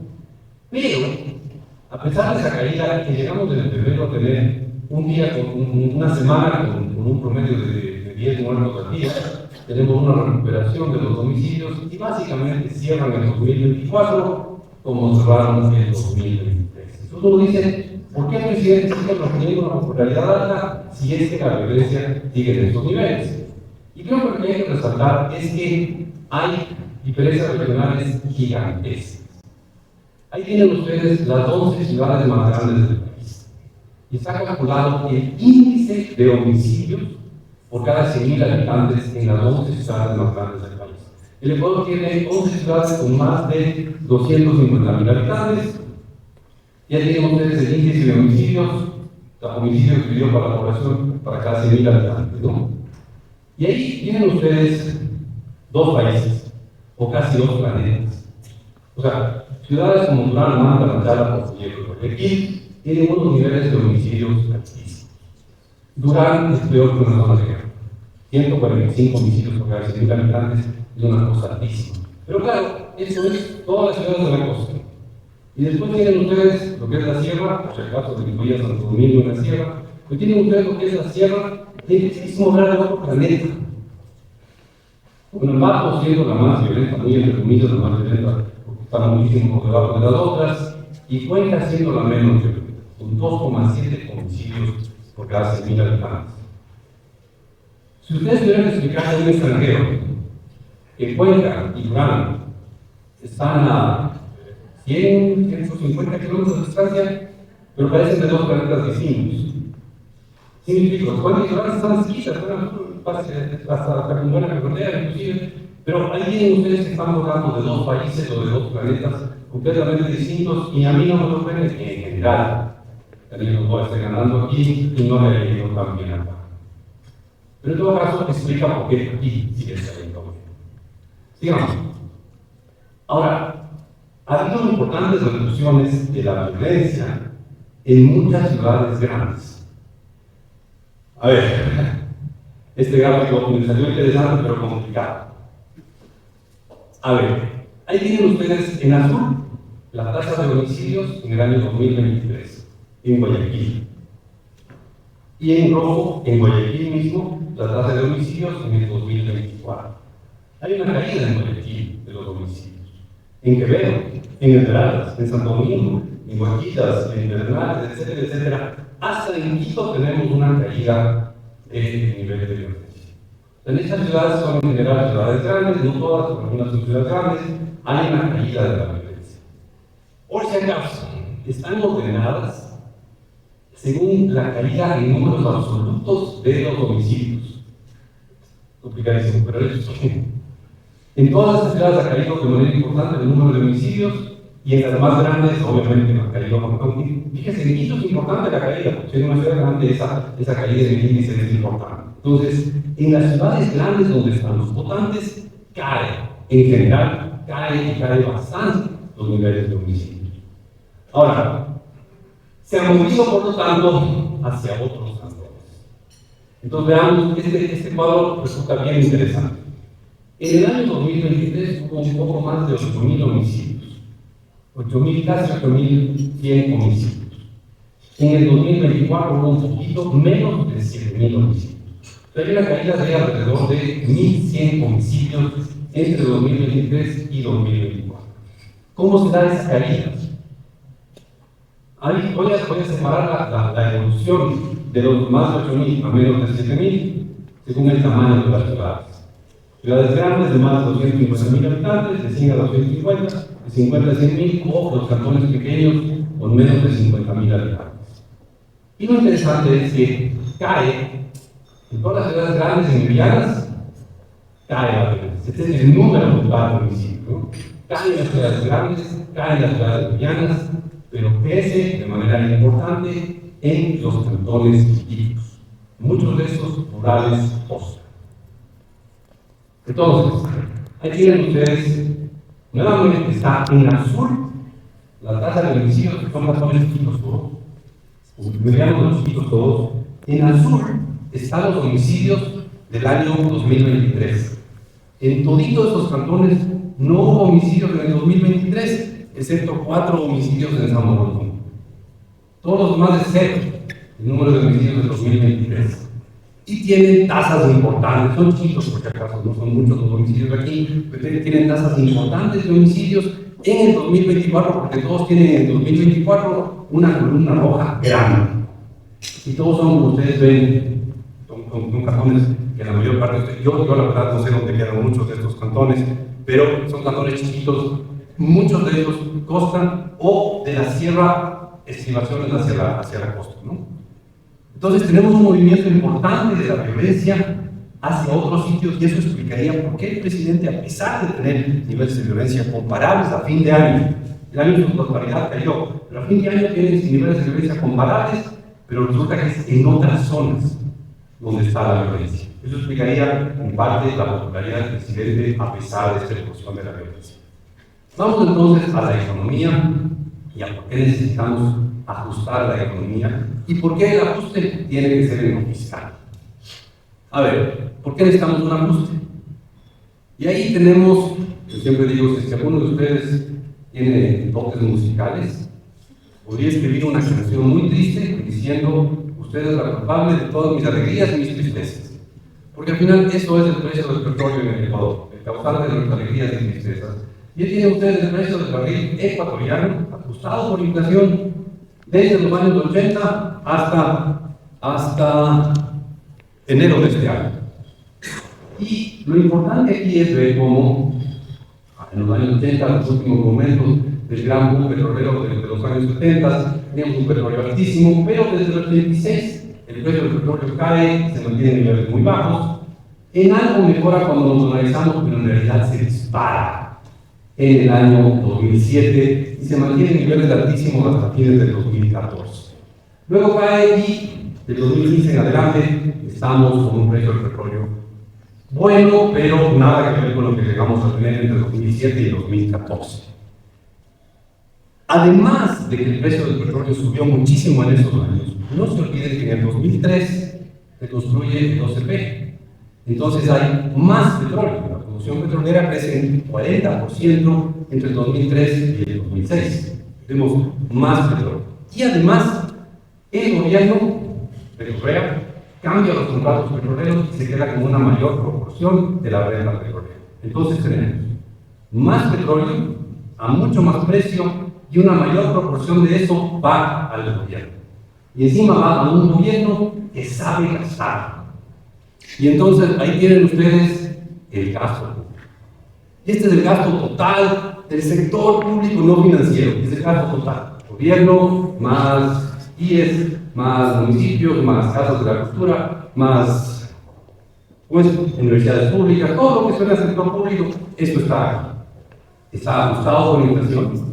Y aquí ven ustedes cómo el gasto público pasó de 15.900 millones de dólares ajustados por inflación en el 2006 a 54.000 millones de dólares en el 2014.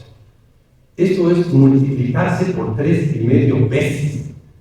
No es el clásico tasa de crecimiento de 3,5%, no, es 3,5 veces, ajustado por inflación. El gasto se multiplica por algo así como 4,5 veces, se le ajusta por inflación y solo crece 3,5 veces. Esto como una inyección de recursos gigantesca a la economía ecuatoriana. Dicen que para que una persona esté saludable necesita 2.000 calorías al día. ¿Qué pasa si a una persona saludable le multiplicamos su dieta a 7.000 calorías al día? Le destrozamos su organismo. Olvídense todo lo que va a pasar, corazón, presión, etc. Pero le destrozamos su organismo. De alguna manera, esto lo que crea es un montón de distorsiones de la economía ecuatoriana. Nos va a volver tremendamente dependientes de este gasto. El rato en que el gasto, porque el precio del petróleo cae, el rato en que el precio del petróleo cae y el gasto tiene que caer, la economía entra en un periodo del cual no hemos logrado salir. En la práctica, el Ecuador, por Producto Interno Bruto por habitante, desde el 2015 en adelante, no se ha movido.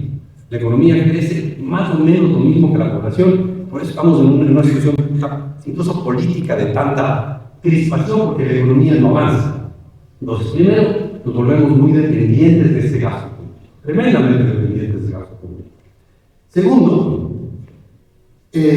vamos a ver que nos volvemos un país caro, porque si yo suelto una enorme cantidad de dinero a la economía, a ver, ¿Qué es lo que hago? Hago que haya más demanda. Tengo más empleados públicos, les pago más, o hago obras públicas, por eso es que suelto plata al sistema económico. La gente tiene más plata para comprar. Cuando la gente tiene más plata para comprar, puedo hacer tres cosas. O sea, tengo más demanda. ¿Cómo aumento la oferta? Puedo producir más. Pero el país no puede producir siempre más de todo. Segundo, puedo importar cosas. Las importaciones crecieron muchísimo y las importaciones están muy conectadas con el gasto público. Por si acaso, las importaciones del año pasado cayeron porque el gasto público cayó.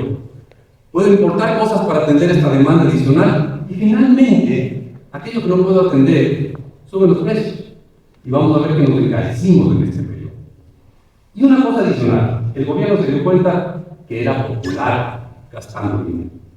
Por eso. Pero, fíjense ustedes, en el año 2011 pasó una desgracia. Y es que el precio del petróleo dejó de subir. Había venido subiendo, tiene ahí una subida y una bajada, pero del 2011 en adelante el precio del petróleo no sube. Pero el gasto público sí sube. 12, 13, 14. ¿Qué hace el gobierno? No se olviden, un gobierno con un buen precio del petróleo siempre será un sujeto de crédito. ¿Qué hace el gobierno? Se endeuda. Y aquí tienen ustedes el gasto, y ahora aquí tienen ustedes el gasto, lo que es cubierto con ingresos y lo que es cubierto con deuda. Y lo interesante es que, no es interesante, es trágico, del 2009 en adelante, todos los años contratamos deuda. O sea, en todos los años hay un déficit fiscal que se cubre con más deuda. Y esto lo que nos lleva es a que nuestra deuda pública, lo que el Estado le debe al Ecuador y al mundo, crezca terriblemente. De niveles de 10.000 millones de dólares en el 2009 a 80.000 millones de dólares en febrero de este año. Entonces, nos volvemos dependientes del gasto público, tenemos que nos endeudamos muchísimo para financiar ese gasto público y, como les decía, además nos volvemos un país caro. Este es un gráfico bastante exótico, pero explica mucho. Entre mediados del 2007 y mediados del 2015, ya les explico por qué escogí ese periodo, o básicamente porque a mediados del 2007 el gobierno de Correa aprende a gastar y a mediados del 2015 se le acaba la plata. Entonces es el periodo de gran gasto público. En ese periodo el Ecuador acumuló 45 puntos de inflación. O sea, nos volvimos un país 45% más caro en dólares. En esos mismos, son 8 años exactos, en esos mismos 8 años Estados Unidos acumula 15% de inflación. O sea, nos volvemos más caros frente a Estados Unidos. ¿Por qué? Porque tenemos ese inmenso gasto público que lo que hace es inundar el sistema económico de recursos que no necesariamente encuentran productos que comprar y a veces terminamos con aumentos de precios. Incluso países con moneda propia como Perú, Chile y Colombia tienen inflaciones inferiores a nosotros en esos 8 años de altísimo gasto. Y una cosa más, está conectada con esa ola de bienestar que vivíamos en ese periodo, y es que como había mucha plata y todo se podía pagar y todo funcionaba bien, hay un aumento muy fuerte de los salarios. A ver, este gráfico tiene dos cosas. Por un lado tiene el IPC, el índice de precio al consumidor, una medida de los precios, de lo que pagamos los ecuatorianos cuando compramos cosas. Del 2007 al 2014, siempre está a diciembre de cada año, el IPC crece de 100 a 130. Hay 38% de inflación en ese periodo. En ese mismo periodo, los salarios, el salario básico unificado, se duplica. Encarecemos nuestra mano de obra. Y después, si bien hay un año que Lenín Moreno no sube el salario, se acordarán, elegimos un presidente que dijo que quería subir de 400 a 500 dólares el salario, y eso se ve aquí clarito, y tenemos un país con unos salarios que han subido muchísimo más que los precios de la economía. Tenemos una mano de obra formal, sumamente cara. Esta es otra parte del problema, del desajuste que tiene la economía. Y es por eso que este es el cierre del mercado laboral ecuatoriano del año pasado. Solo un tercio de la gente tiene un salario que recibe más del sueldo básico. Todo el resto o no tienen empleo o tienen un empleo que recibe menos del sueldo básico. El sueldo básico es lo de básico, lo de mínimo básico es una ilusión, es un espejismo, porque muchísima gente gana menos del básico, Y es obvio porque tenemos una mano de obra formal extremadamente cara. Entonces, ese es el desajuste. ¿Cómo se ajusta? ¿Cómo se ajusta todo este problema? Y el ajuste es muy sencillo de explicar, muy complicado de implementar. Es el mismo gráfico de hace un instante, exactamente el mismo gráfico de hace un instante, pero me voy a centrar en los dos últimos años. Voy a centrarme en 2023 y 2024. Les quiero hacer notar que aquí hay una caída del gasto público. Entonces, voy a ampliar solo los dos últimos años en gran orden. Ahí tienen ustedes cómo cae el gasto público entre el 2023 y el 2024. Esto es la mitad de un ajuste fiscal. El gasto público cae de 48.600 a 47.800 millones de dólares, ajustados por inflación, por si acaso. Eso es la mitad de un ajuste fiscal. Para ponerlo en hilo del texto. La primera mitad de un ajuste fiscal es ajustar el gasto. Y es un mérito grande haber ajustado el gasto. Porque esto se da en un año en el que tienen emergencia de seguridad, emergencia eléctrica, y en un país donde todo está armado para que el gasto público suba por sí solo. Todo está hecho para que los funcionarios públicos asciendan y vayan ganando más, todo está diseñado para que sin que se haga nada, el gasto público aumente. A pesar de eso, el gasto público cae. La mitad del ajuste fiscal. La otra mitad del ajuste fiscal es los ingresos del sector público. Y aquí el ajuste fiscal está en que los ingresos tributarios, por el aumento del IVA, por los impuestos temporales, por todo lo que ustedes quieran, pero al final pasa de 14.600 a 16.500 millones de dólares. Esto es la definición del libro del texto de ajuste fiscal. Gasto público cae, impuestos suben. Y los otros ingresos del sector público en el Ecuador son lo petrolero, que se mantiene más o menos bien, y otros que son más que nada IES, que se mantienen relativamente estable. Y eso nos lleva a que el déficit fiscal, el resto de aquí, cae significativamente. Esto es un ajuste fiscal que está atacando la raíz del problema. Tenemos un gasto público alto, se lo está reduciendo, tenemos un déficit fiscal enorme, se lo está atacando. Esto fue muy bien visto afuera. Ya vamos a ver que afuera se reconoce esto y se cae el riesgo país. Pero antes de eso veamos una cosa, ¿no?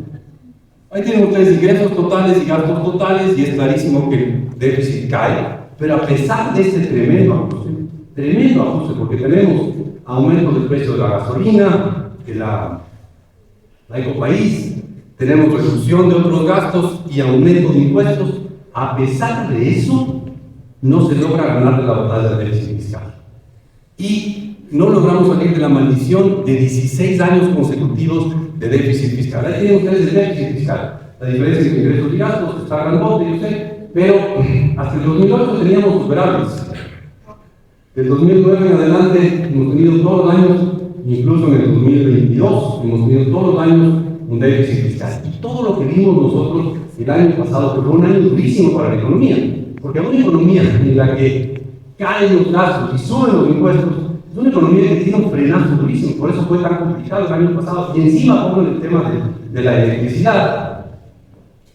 A pesar de todo eso, el déficit fiscal sigue en un nivel importante de 1.700 millones de dólares, bastante menos de la mitad de lo que fue en el 2023, pero sigue siendo un déficit fiscal muy importante. Ahora, ¿eso qué efecto tuvo? Tuvo un efecto muy positivo afuera. Afuera, es el riesgo país, no se olviden el riesgo país, mira el riesgo de que no paguemos nuestras deudas. Nada más, o sea, el riesgo de que yo salga afuera y me salte no está incluido aquí. Solo el riesgo de que el gobierno no pague sus deudas estaba en niveles altísimos y fue bajando y hasta el viernes anterior a las elecciones bajó de más de 2.100 puntos básicos o 21 puntos porcentuales a 900 puntos básicos o 9 puntos porcentuales. Se vio muy bien. El camino era el correcto para ajustar una economía que estaba desajustada. Desgraciadamente, no hubo si bien ganó, es decir, no ganó como se esperaba y tenemos un aumento del riesgo país posterior a la primera vuelta electoral. Y claro, ahorita eso va a mantenerse alto hasta el 13 de abril y ya veremos qué pasa después. Ahora, el problema para el año pasado es que tuvimos toda esta evolución positiva, pero teníamos un país en ajuste fiscal, más impuestos, a nadie le gusta que cobren más impuestos, porque además queda menos plata disponible para gastar en cualquier otra cosa, y además un gobierno que estaba gastando menos. A pesar de eso, hubo lados positivos del año pasado. Uno de los más positivos es el sector externo. El mundo nos está sonriendo. Las exportaciones ecuatorianas llegaron a niveles difíciles de soñarse. Hace pocos años nos acercamos a los 35.000 millones de dólares, nunca habíamos visto algo así.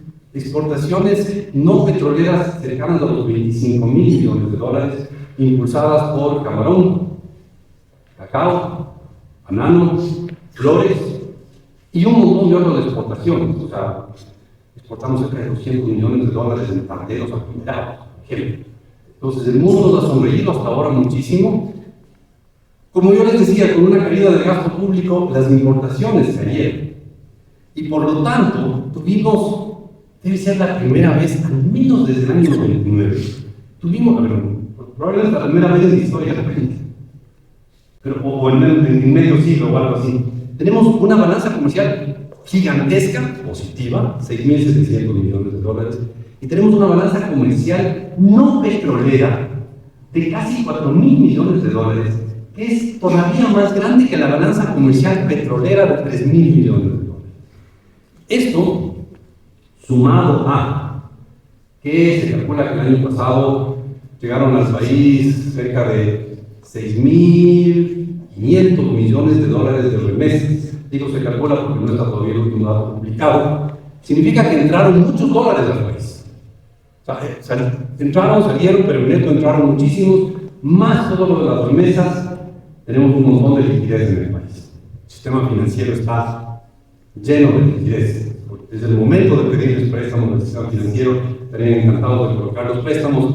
Ya vamos a ver que el problema es que están caros, pero digamos, liquidez disponible hay.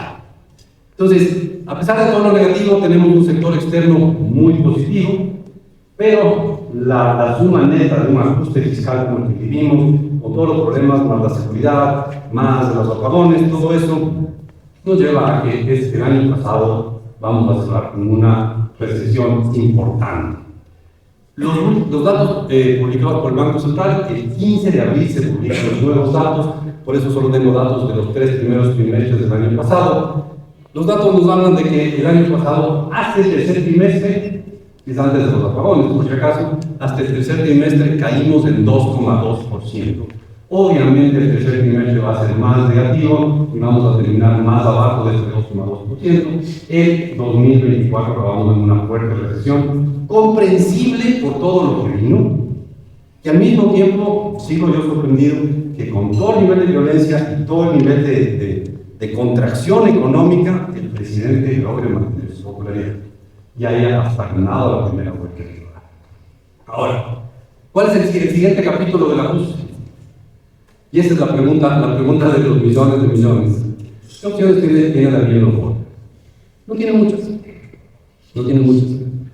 Él, créanme, no le conozco personalmente, pero les puedo asegurar que no ajustó el gasto público porque era feliz ajustando el gasto público. Como buen político quisiera gastar más y ser más popular. Les puedo asegurar que no subió los impuestos porque era feliz cobrando los impuestos. Como buen político le gustaría cobrar pocos impuestos, pagar pocos impuestos y ser muy popular. No le queda mucha alternativa a Daniel Noboa que mantener una línea de ajuste fiscal. No tan dura como la que mantuvo el año pasado, pero tiene que seguir en esa línea porque no hay otra alternativa. Porque además nadie nos presta plata, excepto el Fondo Monetario Internacional. Y si Daniel Noboa quiere seguir teniendo recursos del Fondo Monetario Internacional que son claves para medio igualarse en los pagos, tiene que mantenerse en esa línea de ajuste fiscal. No hay otra alternativa. Así de sencillo. ¿Cuáles son las opciones de Visa? Son básicamente las mismas. Y aquí uno podría argumentar, bueno, y si desdolariza, que como si fuera, Visa se desdolariza, y si desdolariza, a ver, yo no soy un analista político, solo soy malo en análisis político, pero sí reconozco que los correístas son muy hábiles en política. Son extremadamente hábiles, tienen un feeling de la política espectacular. Yo no creo que gente con tanto instinto político sea capaz de ganarse San Benito de ser el maldito desdolarizador. Ustedes entienden. Porque si se les ocurre desdolarizar, serían los parias de la política ecuatoriana hasta que nos muramos todos los gobiernos actuales y nos olvidemos de la historia. Porque serían los malvados que destrozaron este paraíso de estabilidad que se llama dolarización. Estoy siendo un poquito irónico porque la dolarización tiene sus pros y contras, pero al final nos ha dado una estabilidad de la cual los ecuatorianos estamos enamorados. Entonces, mi argumento es que no van a querer desdolarizar. ¿Les gusta la dolarización? Evidentemente no, pero es demasiado popular como para irse en contra de la dolarización. Ok, se pueden tomar las reservas del Banco Central. Es bien complicado hacer eso. A ver, tenemos ahorita una ley de régimen monetario. La ley de régimen monetario es la que rige el Banco Central, la dolarización, las reservas, todo eso. Todo lo que decía Álvaro de que los ahorros están aquí, sí, eso está definido en la ley de régimen monetario. Estamos en la tercera versión de la ley de régimen monetario desde que nos dolarizamos. La primera versión fue la ley Prole 1, aprobada en marzo del año 2000, 13 de marzo del 2000. Esa ley era muy estricta en la capacidad del gobierno de tomarse las reservas del Banco Central. Por eso en el 2014, cuando el precio del petróleo se desploma, el gobierno de Correa cambia esa ley. ¿Se acuerdan? Probablemente no se acuerdan porque en esa época no lo veíamos con malos ojos. Y eso es importantísimo. En esa época, el que se cambie eso, la estructura de los 4 sistemas del balance del Banco Central, no se lo veía como algo negativo. No tenía una connotación negativa porque casi nadie sabía lo que significaba. Y en el 2021 viene la tercera versión de la ley del régimen monetario que nos dolarizamos, y esta es muy parecida en su estructura a la ley Prole 1, la que nos dolarizó, pero mucho más estricta en su aplicación. Entonces, hoy tomarse las reservas del Banco Central es mucho más difícil de lo que era en el 2014, pero en el 2001 es infinitamente más difícil de lo que era en el 2014. Y es una ley orgánica. Para una ley orgánica, por eso decía yo, tener mayoría simple en la Asamblea es básico, no es ni siquiera caro. Tener mayoría calificada es, para cambiar una ley orgánica necesita mayoría calificada. Tener una mayoría calificada es imposible.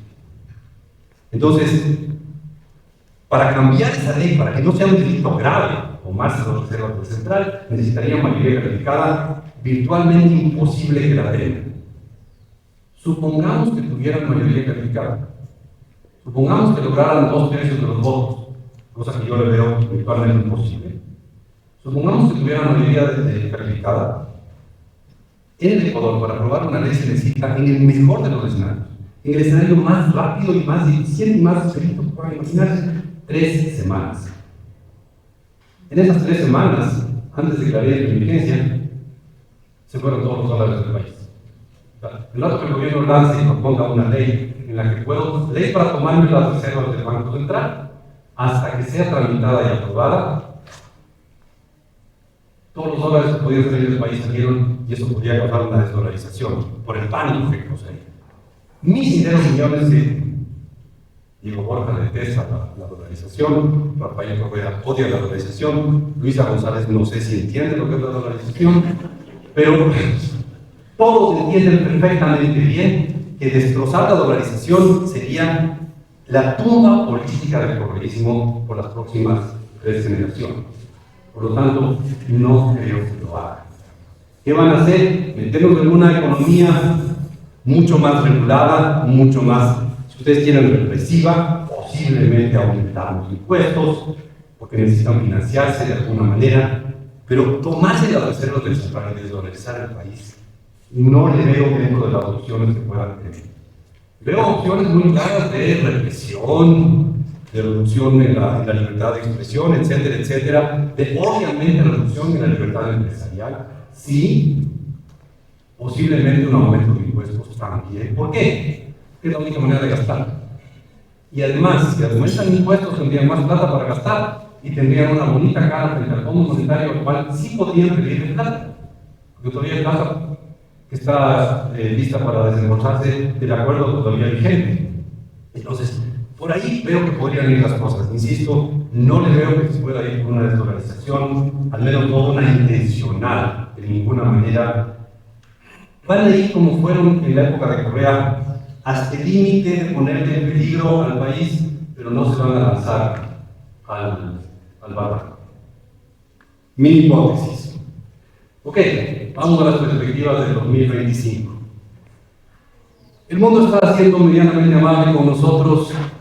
Difícil saber qué puede pasar con lo que anunció Trump ayer. Sinceramente podríamos especular mucho tiempo. Creo que lo más eficiente sería pedir una monedita, lanzar una monedita y si es cara nos va bien, si es eso nos va mal. Es muy difícil especular qué podría pasar con lo que se anunció ayer. No tenemos siquiera claro qué implica, si es que realmente van a subirse los aranceles, o si es un tema negociable, etcétera, etcétera. Entonces no me voy a meter en eso, pero el mundo lo está tratando medianamente bien. El precio del petróleo que hemos tenido en este año está un poquito por debajo de los años pasados. Como les decía, el petróleo es causante de nuestras alegrías y tristezas. Podríamos escribir un pasillo muy triste, muy dramático sobre eso, pero al final lo relevante es, no está muy malo, no nos va a afectar. Si estuviéramos con un precio del petróleo de $30 o de $100 sería totalmente diferente las perspectivas.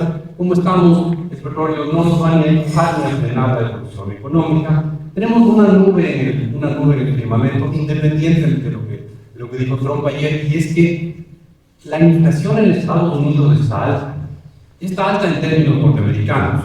El último dato fue 2,8% en febrero. ¿Y por qué es esto un problema? Porque cuando la inflación sube en Estados Unidos, la reacción automática es la Reserva Federal sobre las tasas de interés. La subió justamente con el disparo de la inflación en el 2022. Pero como la inflación no está bajando, y yo no creo que las medidas de Trump para eso todavía están bien opacas, todavía no están claras, pero no creo que bajen los precios en Estados Unidos. Por lo tanto, la inflación va a seguir en estos niveles. Por lo tanto, y eso es lo preocupante, la tasa de interés en Estados Unidos va a seguir alta. Ahí tienen ustedes la tasa de interés en Estados Unidos. Son los fondos federales, la tasa que guía la economía norteamericana, subió a fines del 2021, se mantuvo alta y cuando pareció que se le estaba ganando la batalla a la inflación, empezaron a bajar, pero cuando se dieron cuenta que no le estaban ganando de toda la batalla, dejaron de caer las tasas de interés. ¿Por qué es tan preocupante eso? Porque esta tasa de interés es la tasa de interés en dólares, y cuando la tasa de interés en dólares está alta, para que los dólares se queden en el país, los bancos en el exterior tienen que pagarles buenas tasas de interés, lo cual es maravilloso para los ahorristas, pero muy malo para los quienes quieren pedir créditos. Por eso les decía, tenemos un sistema financiero que tiene mucha liquidez, pero por esto los préstamos están caros.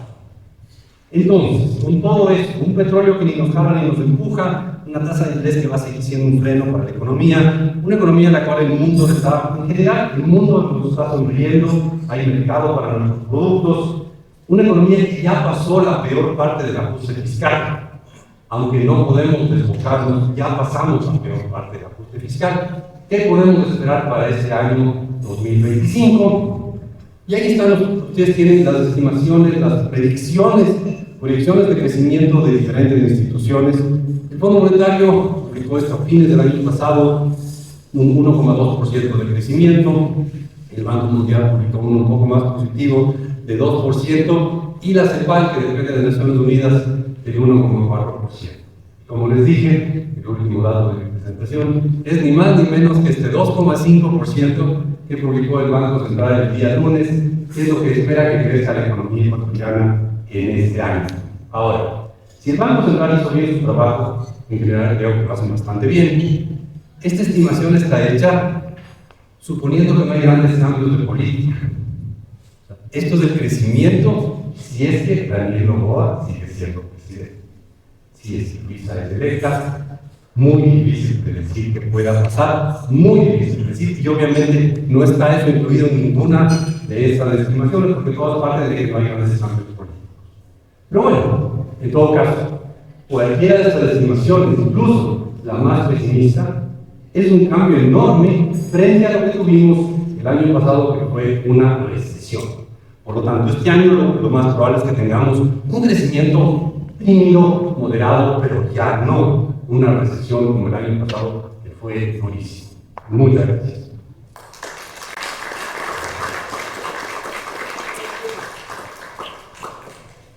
Vicente, hablaste que tu hipótesis es que crees que ellos van a subir impuestos. ¿Mm? Por otro lado, decía que va a bajar 3 puntos al IVA. ¿Y a quién le crees? ¿A mí o a ese? No, la pregunta es, ¿qué otro tipo de impuestos crees que van a atacar? ¿Impuesto a la renta, a las empresas, impuesto patrimonial, por ejemplo? ¿Cuál es tu hipótesis ahí? Mi hipótesis sería impuesto a la renta a las empresas, sobre todo, impuesto a la renta a las personas de altos ingresos, quizás algún impuesto patrimonial. Yo apostaría más que nada impuesto a la renta y bajar 3 puntos del IVA. Nunca. Perdón, impuesto a la salida de divisas se mantendría alto y es que hay que construir un poquito, se sube por obvio. IVA no creo que le toque. Ahí hay un tema que, no sé, yo creo que sea, no importa quién sea electo, primero no va a tocar el subsidio a la gasolina que ya desapareció. Yo creo que el próximo presidente o presidenta se podría meter con subsidio al diésel.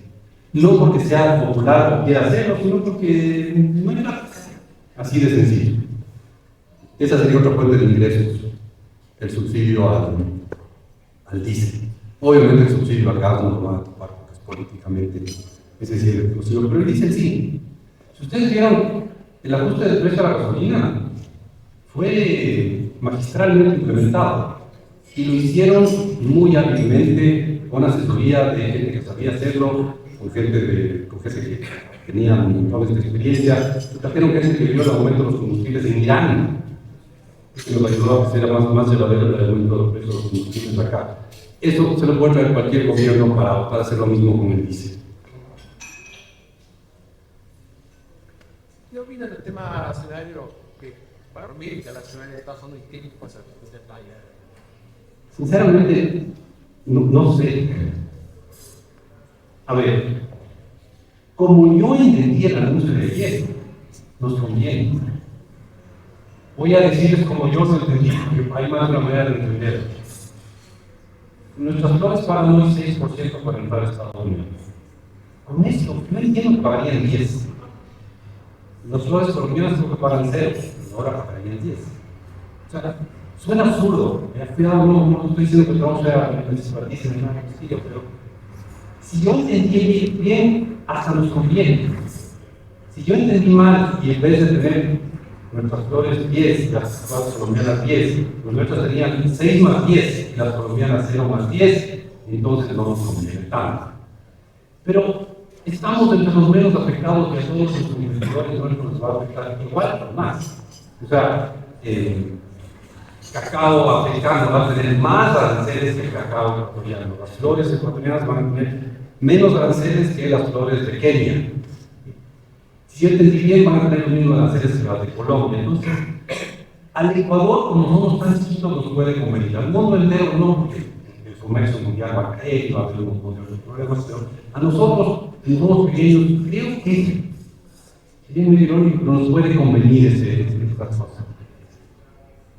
En el fondo no sé, además, yo creo que todo lo que propone Trump es negociable. Si vamos donde Trump y le decimos, querido Donald, vamos a bombardear los laboratorios de ¿cómo es? ¿Cómo esta droga que está de moda en Estados Unidos? Vamos a bombardear los laboratorios de fentanilo, ¿por qué no existen? Vamos a bombardear los laboratorios de fentanilo en el Ecuador y bombardeamos 200 metros cuadrados en la Amazonía. No pasa que nos bajan los aranceles ahora. Entonces, no me atrevo a hacer más de esto, sinceramente.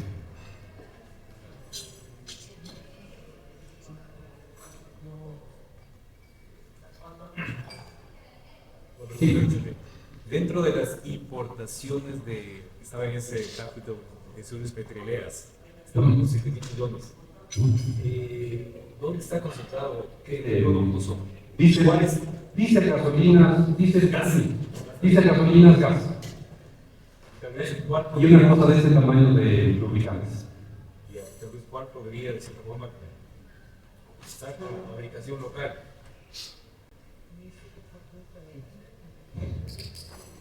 Ojalá no lo hagamos. Ojalá no. A ver, Lo que voy a decir es políticamente incorrecto. Yo sinceramente, si ahora la refinería de Esmeraldas, exportara más petróleo y trajera más derivados, va a ser más económico, o sea, vamos a vender bien ese petróleo lo metemos en una refinería súper eficiente, que nos produce pocos combustibles. Si ese petróleo lo vendiéramos al mejor precio posible en el mercado internacional e importáramos combustibles, nos ahorráramos plata. Nadie es esmeraldeño y me va a mandar unos casos por decir eso, pero yo cerrara las refinerías Esmeraldas y exportara todo lo posible e importara del mejor postor, importar y liberaría las importaciones de los combustibles. No creo que tengamos una capacidad tampoco de reemplazar la importación por producción local. ¿No? Además, eso haría que caigan las exportaciones petroleras. Cada barril que metes en la refinería es un barril que no puedes exportar.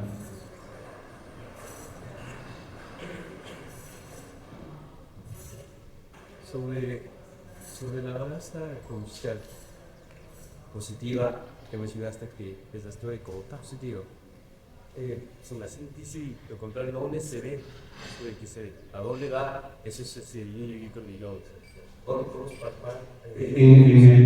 Clarísimo. El sistema financiero, el crecimiento de los propósitos del sistema financiero. Claro. No están prestando la plata. No porque no quieren, sino porque no hay demanda de crédito, entre otras cosas porque los créditos están caros. Pero los bancos ahorita están nadando en interés. Pidan crédito, o sea, desde el momento que los bancos están caros, pero no hay. Y eso creo que es algo positivo, porque si vienen épocas turbulentas, siempre será mejor enfrentar épocas turbulentas con bancos muy líquidos que con bancos apretados. En esa proyección del crecimiento de los ciclos de la economía para este año, ¿con qué sectores son los que más han venido? A ver, sobre todo todos los exportadores, todo lo que es alimentos, los que no se calcula, es una estimación del CEPAR, ¿no? Los que se calcula que no van a ser realmente beneficiados son industria no alimenticia, construcción y algunos servicios. Los que van a ser más beneficiados son todo lo que tiene que ver con exportaciones, industria alimenticia y temas como transporte y comunicación. Estimaciones del CEPAR. Publicadas juntos. Bueno, muchas gracias a todos.